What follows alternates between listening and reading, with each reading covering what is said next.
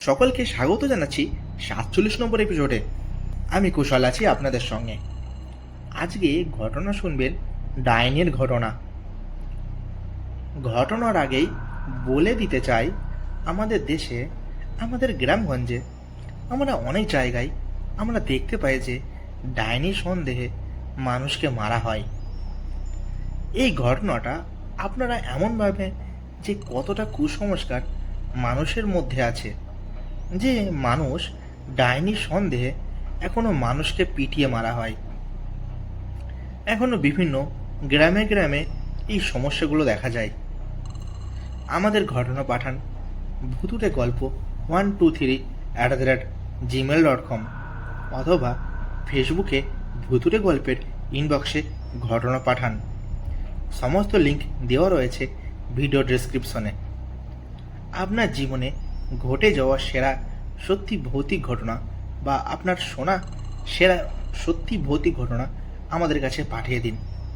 আজ ঘটনা পাঠিয়েছে পূজা কাটোয়া থেকে। ভুতুড়ে গল্প। আধার যখন ডাকে কেউ জানে না কাকে।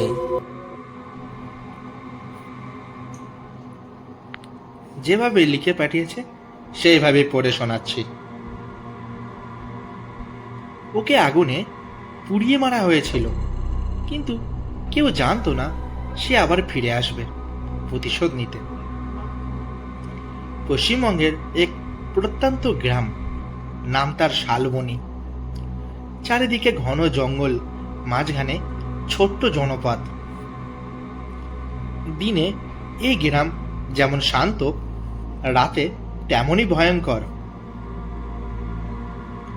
সূর্য ডোবার পর গ্রামের মানুষ দরজা জানালা বন্ধ করে দেয়। কেউ বাইরে বের হয় না, কারণ একটাই নাম, ডাইনি হরিমতি। প্রায় 30 বছর আগের কথা।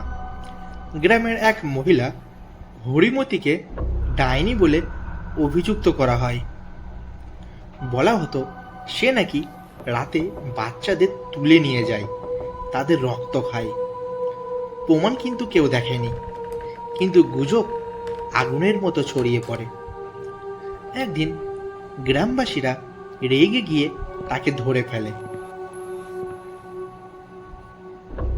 তাকে গ্রামের মাঝখানে এনে আগুনে পুড়িয়ে মারা হয়। মরার আগে হরিমতি চিৎকার করে বলেছিল, তোরা আমাকে মেরেছিস, আমি ফিরব, একে একে সবার রক্ত খাবো। তারপর থেকেই শুরু হয় অদ্ভুত সব ঘটনা। অভিক শহর থেকে তার দাদুর বাড়িতে আসে। বহু বছর পর সে গ্রামে ফিরেছে। তার দাদু মারা গেছেন কিছুদিন আগে, আর বাড়িটা অনেকদিন ফাঁকা ছিল। প্রথম দিনের সে লক্ষ্য করল গ্রামের মানুষ তাকে দেখে অদ্ভুতভাবে তাকাচ্ছে।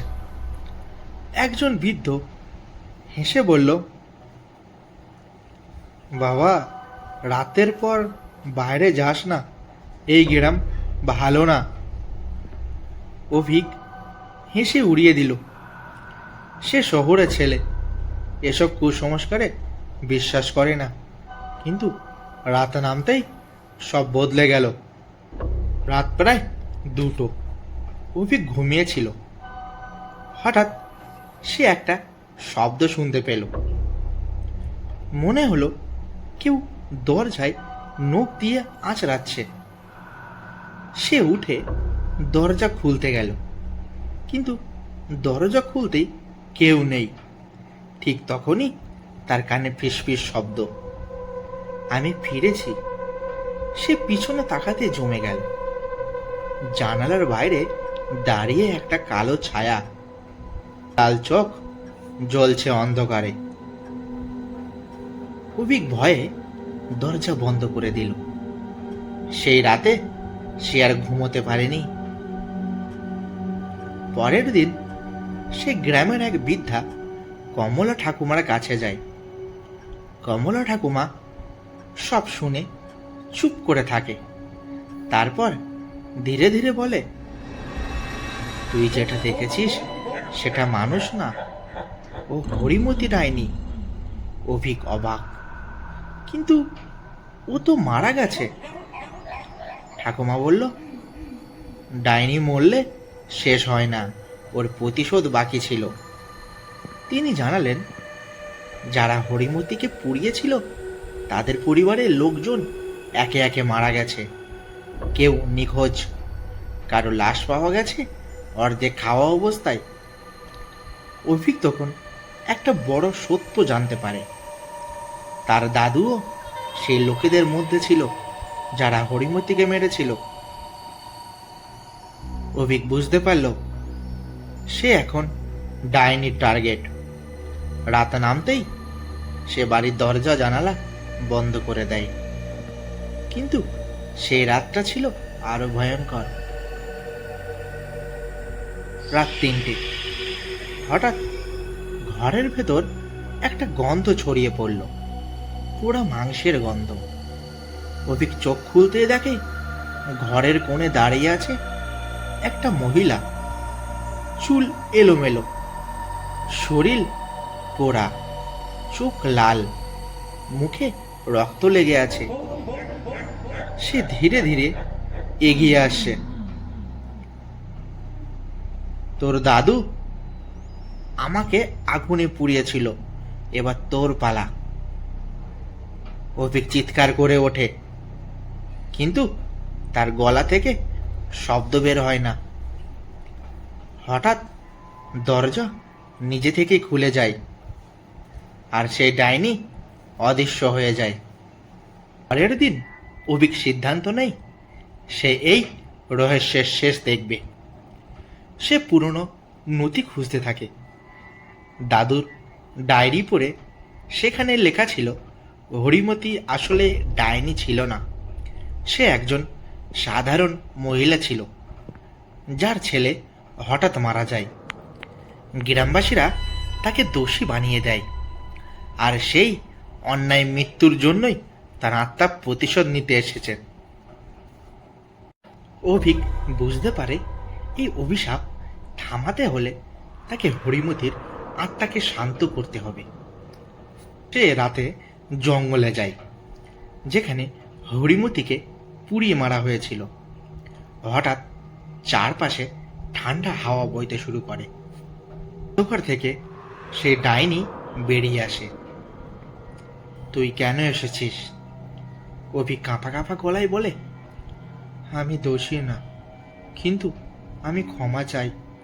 ডাইনি হেসে ওঠে, ক্ষমা? আমার সন্তানকে ফিরিয়ে দেবে? হঠাৎ সে আক্রমণ করে।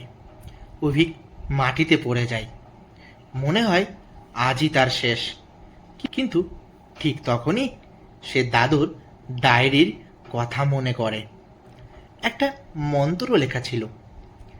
সে মন্ত্র পড়তে শুরু করে। চারপাশে আলো ছড়িয়ে পড়ে। ডাইনি চিৎকার করতে থাকে, না না, আমাকে থামাতে পারবি না। কিন্তু ধীরে ধীরে তার শরীর ভেঙে যেতে থাকে। শেষে সে শুধু একটা কথা বলে, আমার ছেলে। তারপর সে অদৃশ্য হয়ে যায়। শহরে ফিরে আসার পর অভিক ভেবেছিল সব শেষ, কিন্তু সে ভুল ছিল। প্রথম কয়েকদিন সব ঠিকঠাকই চলছিল। তারপর এক রাতে আবার শুরু হলো পুরা মাংসের সেই গন্ধ। ঘরের বাতি হঠাৎ টিম টিম করে জ্বলে ওঠে। অভিক ধীরে ধীরে চোখ খুলল। তার বিছানার পাশে দাঁড়িয়ে আছে একটা ছায়া, আগের থেকেও ভয়ঙ্কর। চোখ দুটো আরো লাল, শরীর যেন আরো বিকৃতি। তুই ভাবছিস সব শেষ? আমি তোকে ছাড়িনি। অভিক চিৎকার করতে চাইল, কিন্তু গলা আটকে গেল। পরের দিন থেকেই অদ্ভুত ঘটনা শুরু হলো। অভিকের আশেপাশে মানুষ একে একে অসুস্থ হয়ে পড়ছে। তার পাশের ফ্ল্যাটের এক বাচ্চা হঠাৎ নিখোঁজ হয়ে গেল। কয়েকদিন পর তার আধ খাওয়া দেহ পাওয়া গেল একটা পরিত্যক্ত বাড়িতে। পুলিশ এটাকে সাধারণত অপরাধ ভাবলেও অভিক জানত এটা সে ডাইনি। সে বুঝতে পারল হরিমতি এখন শুধু গ্রামে সীমাবদ্ধ নেই, সে শহরেও ছড়িয়ে পড়েছে। ডাইনি এখন তার স্বপ্নে নয়, বাস্তবে আসছে। একদিন অফিসে বসে কাজ করার সময় সে শুনতে পেল অভিক। সে পিছনে তাকালো, কেউ নেই, কিন্তু তার কম্পিউটারের স্ক্রিনে নিজে থেকে লেখা উঠল, তুই পালাতে পারবি না। হঠাৎ স্ক্রিন কালো হয়ে গেল, আর সেখানে দেখা গেল সেই ডাইনির মুখ। সবাই স্বাভাবিক, যেন কিছুই দেখতে পাচ্ছে না। অভিক বুঝল শুধু সেই দেখতে পাচ্ছে ওকে। অভিক আবার খোঁজ শুরু করলো। সে জানতে পারল হরিমতি মৃত্যুর পর সে একা নয়, তার ছেলের আত্মাও নাকি অশান্ত করে ঘুরে বেড়াচ্ছে। কিন্তু সবচেয়ে ভয়ঙ্কর তথ্য ছিল গ্রামবাসীরা শুধু হরিমতিকেই মারেনি, তার ছোট্ট ছেলেকেও পুড়িয়ে মেরেছিল। অভিক স্তব্ধ। মানে এই প্রতিশোধ শুধু একজন ডাইনির নয়, এক মা আর তার সন্তানের আত্মা মিলিত অভিশাপ।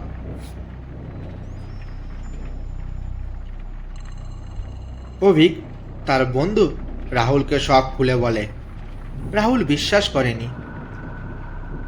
সে মজা করে বলল, ভূত ডাইনি এসব কিছুই হয় না। সেই রাতেই রাহুল অভিকের বাড়িতে থাকে। রাত 2টো। হঠাৎ ঘরের ভেতর ঠান্ডা হাওয়া বইতে শুরু করলো। রাহুল হেসে বলল, এসি চালু করেছিস নাকি? ঠিক তখনই তার হাসি থেমে যায়, কারণ সে দেখতে পায় ছাদের কোণে উল্টো হয়ে ঝুলে আছে একটা বিকৃত মুখ। ধীরে ধীরে সেটা নেমে আসে। রাহুল চিৎকার করতে থাকে, কিন্তু মুহূর্তের মধ্যে সব চুপ। পরের সকালে অভিক দেখে রাহুল নেই, শুধু দেয়ালে রক্ত দিয়ে লেখা, পরের জন তুই। অভিক ধীরে ধীরে মানসিকভাবে ভেঙে পড়ছে। সে ঘুমাতে পারছে না, খেতে পারছে না। সব সময় মনে হচ্ছে কেউ তাকে দেখছে। দিন আয়নায় তাকিয়ে সে নিজের পিছনে দেখতে পেল ডাইনিটা দাঁড়িয়ে আছে। সে ঘুরে তাকালো, কেউ নেই। আবার আয়নায় তাকাতে ডাইনি তার কানের কাছে মুখ এনে ফিসফিস করে বলল, তোর আত্মা আমার হবে। অভিক বুঝতে পারল এবার পালিয়ে লাভ নেই। সে একজন তান্ত্রিকের কাছে যায়। তান্ত্রিক সব শুনে বলে, এটা সাধারণ আত্মা না, এটা প্রতিশোধের আগুন। একটা পথ আছে, কিন্তু সেটা খুব বিপজ্জনক। তান্ত্রিক আরও জানায় অভিককে সেই জায়গায় ফিরতে হবে যেখানে হরিমতি আর তার ছেলেকে মারা হয়েছিল, আর সেখানে একটা বিশেষ যজ্ঞ করতে হবে। অভিক আবার সেই জঙ্গলে ফিরে যায়। চারপাশে অন্ধকার, হাওয়া থমথমে। সেখানে যজ্ঞ শুরু করে। হঠাৎ চারিদিক থেকে অদ্ভুত শব্দ, হাসি, কান্না, চিৎকার। তারপর সামনে দেখা গেল দুইটি ছায়া, একটা হরিমতি আর একটা ছোট একটা বাচ্চা। বাচ্চাটা ধীরে ধীরে বলে, মা, ওকেও নিয়ে চলো। হরিমতি হাসে। একটা রক্ত জমাট বাঁধা হাসি। আজ সব শেষ। তারা দুজনেই অভিকের দিকে এগিয়ে আসে। অভিক মন্ত্র পড়তে থাকে, কিন্তু এবার আর কাজ হচ্ছে না, কারণ এই শক্তি আগের থেকে অনেক বেশি। শেষ মুহূর্ত হরিমতি অভিকের গলা চেপে ধরে। সে শ্বাস নিতে পারছে না।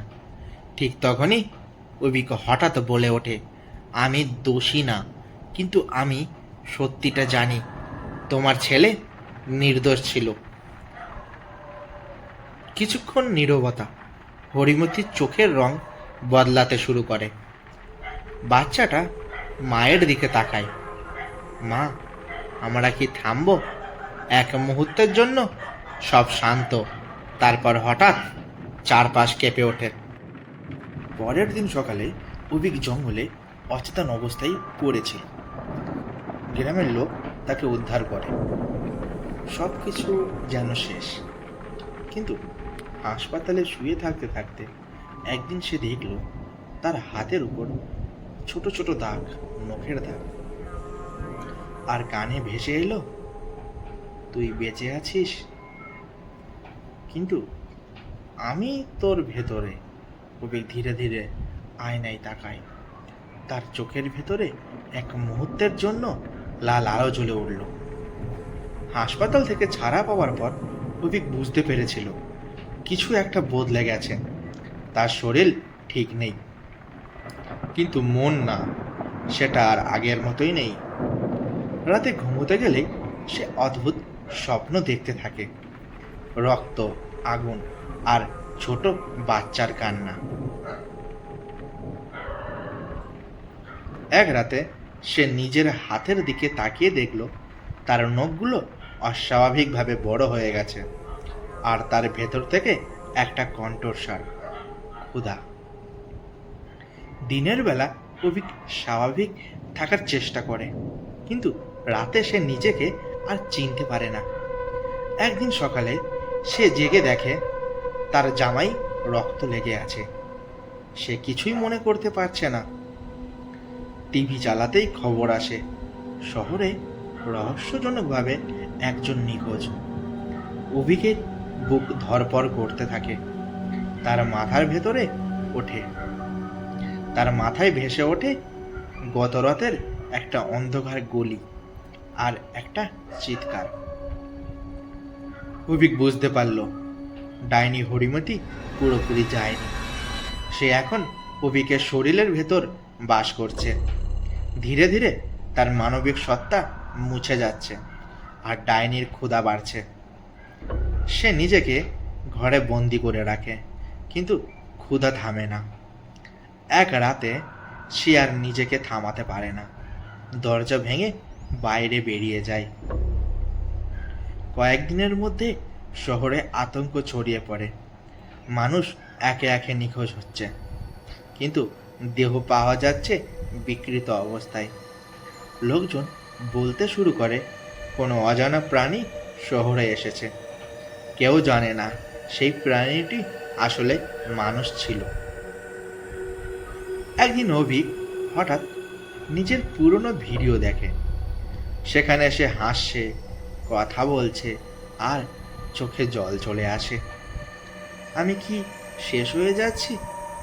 সে সিদ্ধান্ত নেয় এই অভিশাপ শেষ করতেই হবে, যে কোনো মূল্যে। অভিক আবার সেই জঙ্গলে যায়।